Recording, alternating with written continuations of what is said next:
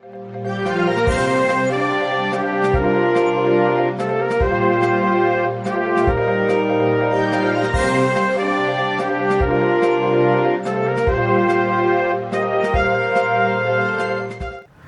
वालेकुम। इर्तिकाए फ़हम digital media के platform से मेरी आवाम के साथ मैं राना वकील ख़ान हाज़िर खिदमत हूँ। इस प्रोग्राम में हम ऐसे मौज़ूआत को सामने रखेंगे जो मेरे और मेरी आवाम के मसाइल के मुतल्लक़ हैं। इसी सिलसिले में आज प्रोग्राम में बतौर मेहमान मारिया अली जो कि माहिर ग़िज़ाइयात हैं, उनको हमने प्रोग्राम में मदऊ किया है। हम इनसे एक बैलेंस्ड डाइट के बारे में सवाल जवाब करेंगे। अस्सलाम वालेकुम। वालेकुम अस्सलाम। अच्छा जी, ये बताएं कि एक नॉर्मली बैलेंस्ड डाइट कौन कौन सी होती हैं? बैलेंस डाइट में ये होता है कि आपने एक बैलेंस्ड चीज़ें खानी होती हैं कि जो फूड ग्रुप्स हैं वो आपने लेने हैं पूरे, जो कि आम तौर पे यूजुअली लोग नहीं लेते, पूरे ले नहीं सकते जी।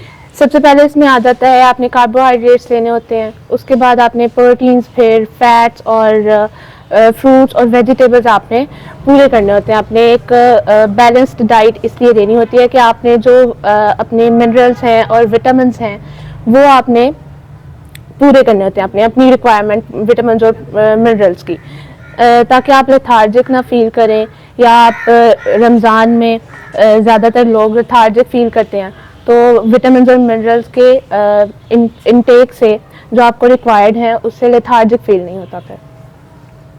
अच्छा जी, ये बताएं कि आजकल माह रमज़ान चल रहा है, इसमें सहरी व अफ्तारी के वक़्त किस किस्म की डाइट प्लान आप तजवीज़ करती हैं? अच्छा, माह रमज़ान में सबसे पहले तो ये कि डिहाइड्रेशन हो जाती है पानी की कमी की वजह से। जो पानी हम पूरा नहीं करते सहरी में या इफ्तारी में या उसके दरमियान हम पानी नहीं पूरा पीते, तो हमने सबसे पहले तो अपनी वाटर इनटेक सही रखनी है। उसके बाद हमने कार्बोहाइड्रेट्स अपने लेने हैं जो कि पर मील हाफ ऑफ द मील होते हैं, कि 50 to 60% हमने कार्बोहाइड्रेट्स लेने होते हैं। तो सहरी में भी इफ्तारी में भी 60 to 50% आपने कार्बोहाइड्रेट्स अपने शामिल करने हैं। उसके बाद आपने प्रोटीन्स लेनी है जो कि बहुत ज़रूरी होती हैं। प्रोटीन्स ये समोसे पकोड़े खाने की वजह से स्किप कर देते हैं लोग, तो प्रोटीन्स आपने लाजमी लेनी है। फ़ैट अपना रखना है, सही रखना है फ़ैट का इंटेक, क्योंकि फ़ैट जो होता है वो हम बिल्कुल रिस्ट्रिक्ट भी नहीं कर सकते। अगर फ़ैट नहीं लेंगे तो उससे भी मसाइल आना शुरू हो जाते हैं। जी, ये बताएं कि शुगर के मरीज़ों में जो हाइपोग्लाइसीमिया या शुगर या खून में शुगर की मिकदार जो कम हो जाती है, जो कि ज़िंदगी के लिए ख़तरनाक होती है, उससे कैसे बचा जा सकता है? जी, शुगर के जो मरीज़ होते हैं उनमें हाइपोग्लाइसीमिया हो जाता है ज़्यादा देर भूखा रहने की वजह से, जो कि ज़िंदगी के लिए ख़तरनाक होता है। तो जो शुगर के मरीज़ हैं उनको कम्प्लेक्स कार्ब्स लेने चाहिए सहरी में, ताकि वो ज़्यादा देर तक सैटिस्फाइड फील हो, उनको फीलिंग ऑफ फुलनेस आए उनको, तो उनको कम्प्लेक्स कार्ब्स लेने चाहिए ताकि वो ज़्यादा अरसा गुजार सकें बगैर खाने के, मतलब कि फास्टिंग के दौरान। अच्छा मारिया, ये बताएं कि ऑयल्स में कौन कौन से ऑयल्स हैं ऐसे जो इस्तेमाल किए जा सकते हैं? जी, तो आजकल रमज़ान है तो पकोड़े वगैरह हम लोग फ्राई करते हैं, तो उसमें ज़्यादा बेहतर ये है कि आप ऑयल लें जो, अगर तुम मार्केट से लेना है तो एक दो अच्छे ब्रांड्स का ऑयल लें, उनको मिक्स करके इस्तेमाल करें, क्योंकि वो एक अगर आप यूज़ करेंगे तो इतना बेहतर नहीं होता। लेकिन ज़्यादा बेहतर ऑप्शन ये होता है कि आप खुद से लेके उसको खुद से ऑयल जो है एक्सट्रैक्ट करवाएं। जैसे सरसों ले लें तो उसका ऑयल जो है वो एक्सट्रैक्ट करवा के वो यूज़ करें, वो ज़्यादा बेहतर होता है। जैसे घी लोग यूज़ करते हैं तो घी नहीं यूज़ करना चाहिए, उसके ज़्यादा बेहतर है कि आप ऑयल इस्तेमाल करें और वो भी खुद एक्सट्रैक्ट करवा के करें, तो वो ज़्यादा बेहतर होता है। अच्छा मारिया, ये बताएं कि बाज़ लोग एनर्जी ड्रिंक्स का इस्तेमाल बहुत ज़्यादा करते हैं, वो हमारी सेहत पे किस तरह से असरअंदाज होता है? जी, तो एनर्जी ड्रिंक्स का ये है कि आप रमज़ान में ही नहीं, आम नॉर्मली भी डेज़ में बहुत ज़्यादा आजकल बच्चे यूज़ कर रहे हैं। तो पेरेंट्स को ये चाहिए कि वो अपने बच्चों की डाइटरी हैबिट्स का ख्याल रखें कि वो कौन सी बैड डाइटरी हैबिट्स यूज़ कर रहे हैं जिसकी वजह से उनके जो बच्चे हैं उन पे बैड इफ़ेक्ट्स आ रहे हैं। तो जो ये एनर्जी ड्रिंक्स होती हैं इनकी बहुत ज़्यादा बैड इफ़ेक्ट्स आते हैं बॉडी पे, जैसे कि इन लॉन्ग टर्म बच्चे यूज़ करते हैं तो वो करते ही जाते हैं, वो फिर मतलब वो एडिक्शन हो जाती है एक ना। तो एनर्जी ड्रिंक्स जो लेते हैं उनको डायबिटीज़ इन लॉन्ग टर्म हो सकती है, उनको ओबेसिटी हो सकती है, तो एडिक्शन हो जाती है, तो वो लेते भी लाजमी है, तो उनको नहीं लेनी चाहिए क्योंकि वो इन लॉन्ग टर्म नहीं उनके लिए इफेक्टिव होती। और रिसेंट स्टडीज़ में ये भी आया है कि ये एनर्जी ड्रिंक्स यूज़ करने से इनफर्टिलिटी भी कॉज होती है। तो एनर्जी ड्रिंक्स में ये है कि जो मार्केट में एनर्जी ड्रिंक्स पाई जाती हैं, सॉफ्ट ड्रिंक्स वगैरह, कोल्ड ड्रिंक्स वगैरह, वो नहीं लेनी चाहिए, उनमें शुगर हाई कंटेंट होता है और केमिकल उसमें होता है, प्रोसेस्ड होती हैं वो, तो वो नहीं लेनी चाहिए। दूसरा, एनर्जी ड्रिंक्स जो हम डाइट प्लान्स में लोगों को प्रिस्क्राइब भी करते हैं, जैसे कि हम चिया सीड्स दे देते हैं एनर्जी के लिए, हम उनको इस तरह के प्रोटीन शेक्स दे देते हैं जिसमें ये मिल्क शेक्स आ जाते हैं, डेट शेक दे देते हैं, इस तरह की चीज़ें, तो उसमें वो हम एनर्जी ड्रिंक्स यूज़ कर सकते हैं। लेकिन जो मार्केट में पाई जाती हैं एनर्जी ड्रिंक्स वो ज़रा बेनिफिशियल नहीं होती, वो इफ़ेक्ट्स उनके हार्मफुल होते हैं, तो वो यूज़ नहीं करनी चाहिए। अच्छा मारिया, ये बताएं कि रमज़ानुल मुबारक में कोई घर पकौड़े समोसे वगैरह या जितनी फ्राइड चीज़ें हैं इससे खाली नहीं है, इन चीज़ों के हमारी सेहत पर क्या असर, किस तरह से असरात होते हैं? जी, तो इनमें एक तो अनसैचुरेटेड फैट्स हम लोग ज़्यादा यूज़ करते हैं, घी में पकोड़े तलते हैं ज़्यादा लोग, तो ये है कि अवॉइड करें तो बेहतर है। लेकिन अगर आप घी की बजाय ऑयल में यूज़ करें तो वो भी ज़्यादा बेहतर होता है।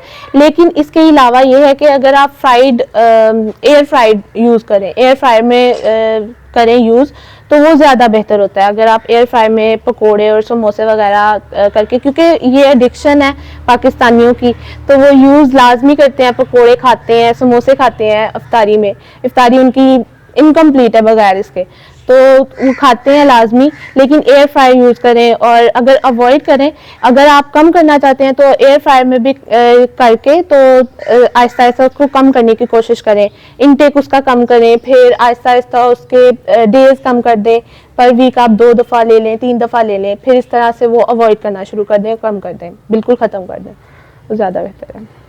अच्छा मारिया, ये बताएं कि वेट लूज़ करने के लिए लोग अपने आप को भूखा रखते हैं, रमज़ानुल मुबारक तो उनके लिए ब्लेसिंग्स है, तो रमज़ानुल मुबारक में वो किस तरह से अपने आप को वेट लूज़ करने के लिए क्या आप तजवीज़ करती हैं, कि क्या सजेस्ट करती हैं कि वेट कैसे लूज़ करें? जी, तो वेट लॉस के लिए हम इंटरमिटेंट फास्टिंग भी सजेस्ट करते हैं लोगों को कि आप इंटरमिटेंट फास्टिंग करें, तो उससे भी वेट लॉस होता है। लेकिन रमज़ानुल मुबारक में वैसे ही रोज़े की वजह से इंटरमिटेंट फास्टिंग एक वो हो जाता है, अच्छा ऑप्शन हो जाता है इंटरमिटेंट फास्टिंग का। तो उनको चाहिए कि रमज़ान अगर वेट लॉस करना चाहते हैं तो एक डाइटिशियन से मशवरा लें, अपने डाइट प्लान्स रेगुलेट करें और अपनी रिक्वायरमेंट्स के मुताबिक, न्यूट्रिएंट्स के मुताबिक अपनी सर्विंग्स निकलवाएं, डाइट प्लान्स बनवाएं और इंटरमिटेंट फास्टिंग करें, जिससे कि वेट लॉस होता है। जैसे अवॉइड करें, अगर शुगरी ड्रिंक्स अवॉइड करें और फैट्स अवॉइड करें, पकोड़े समोसे अवॉइड करें, एक बैलेंस डाइट लें, उससे भी रमज़ान मुबारक में वेट लॉस हो जाता है। अच्छा मारिया, ये बताएं कि आने वाले दौर में न्यूट्रिशन का मुआशरे में क्या किरदार है? जी, तो आजकल तो इतना ज़्यादा ट्रेंड नहीं है, लेकिन आने वाले दौर में ये ट्रेंड बहुत ज़्यादा है कि लोग न्यूट्रिशनिस्ट से पूछ के अपनी जो है डाइट लेते हैं न्यूट्रिएंट्स पूरे रखने के लिए। और मेडिसिनल चीज़ें भी ज़रूरी होती हैं, सप्लीमेंट्स हम भी देते हैं, लेकिन सप्लीमेंट्स जो हैं वो रिक्वायरमेंट्स को पूरा करते हैं लेकिन मेंटेन नहीं रख पाते बॉडी वेट को और इस तरह की चीज़ों को। तो उनके लिए ज़रूरी है कि डाइट प्लान भी लिया जाए और अपनी जो डाइटरी हैबिट्स हैं वो अच्छी रखी जाए। मारिया, ये बताएं कि इलाज बिल ग़ज़ा और इलाज बिल दवा, जी, न्यूट्रिशन का जो मतलब मैं समझा हूँ वो ये है कि इलाज बिल दवा नहीं है बल्कि इलाज बिल ग़ज़ा है। मुआशरे में इसके क्या असरात होंगे? जी बिल्कुल, न्यूट्रिशन का मतलब यही होता है कि इलाज बिल ग़ज़ा हमने करना होता है, क्योंकि नेचुरल चीज़ें हैं, तो नेचुरल चीज़ों को यूज़ करके हम जो है बॉडी को मेंटेन रखने के लिए डाइट प्लान्स देते हैं। तो मेडिसिनल चीज़ें जो होती हैं वो वक्तन फ़वक्तन बढ़ती जाती हैं, जैसे उनकी पोटेंसी बढ़ गई, नई से नहीं आती रहती हैं, रेजिस्टेंस कॉज कर देती हैं कुछ चीज़ें। तो नेचुरल चीज़ों को अगर यूज़ करेंगे, नेचुरल वेस्ट को यूज़ करेंगे तो आपका जो लाइफ है वो सस्टेनेबल होगी और ज़्यादा लंबे अरसे के लिए। पाकिस्तानी जो हैं वो मेडिसिन की तरफ बहुत ज़्यादा रुझान है उनका। वो हर छोटी चीज़ के लिए मेडिसिन यूज़ करना शुरू कर देते हैं, जैसे वायरल इन्फेक्शंस हो गए, तो वो चीज़ें आपको नेचुरल वे से यूज़ करनी चाहिए ख़त्म। और मेडिसिन भी ज़रूरी होती हैं। अगर आप कोई ऐसी सीवियर कंडीशन है जिसमें आप डाइट से कर सकते हैं बेहतर, लेकिन आपको मेडिसिन भी उसमें ज़रूरी होती हैं। डाइट उसके साथ अगर लें तो वो उसको मेंटेन रखने के लिए सही होती है कि आप उस कंडीशन को मेंटेन रख सकें जो मेडिसिन से बेहतरी आई है। तो मेडिसिन भी ज़रूरी होती हैं, लेकिन जो है वो नेचुरल वेज भी ज़रूरी होते हैं, क्योंकि हमारे पाकिस्तानियों की डाइटरी हैबिट्स बहुत ख़राब हो चुकी हैं। तो उनको मेडिसिन की भी ज़रूरत होती है और उनको नेचुरल वेज से डाइट की भी ज़रूरत होती है, अच्छी डाइट। अच्छा मारिया, ये बताएं कि अगर नाजरीन में से कोई आपसे रब्ता करना चाहे तो आप किस तरह उनकी रहनुमाई कर सकते हैं? जी बिल्कुल, मैं ऑनलाइन वर्क कर रही हूँ इंस्टाग्राम के प्लेटफॉर्म से। DN मारिया अली गौहर मेरा इंस्टाग्राम पेज है एक, और एक मेरा इंस्टाग्राम पेज है डाइट एंड थॉट्स के नाम से।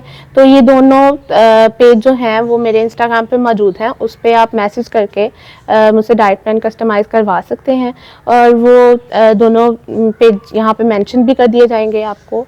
थैंक यू मारिया, आज आपसे बहुत अच्छा प्रोग्राम रहा और इंशाल्लाह वक्तन फ़वक्तन आपसे इस तरह के मुफीद मशवरे हम लेते रहेंगे। जी शुक्रिया मुझे यहाँ मदद करने के लिए और एक अच्छी लोगों तक रहनुमाई पहुँचाने के लिए। आपका शुक्रिया कि आपने मुझे आज इनवाइट किया। Thank you. अपनी सेहत का ख्याल रखें। आज तक के लिए इतना ही। अपने होस्ट राणा मोहम्मद वकील ख़ान को इजाज़त दीजिएगा। Thank you. अस्सलाम वालेकुम।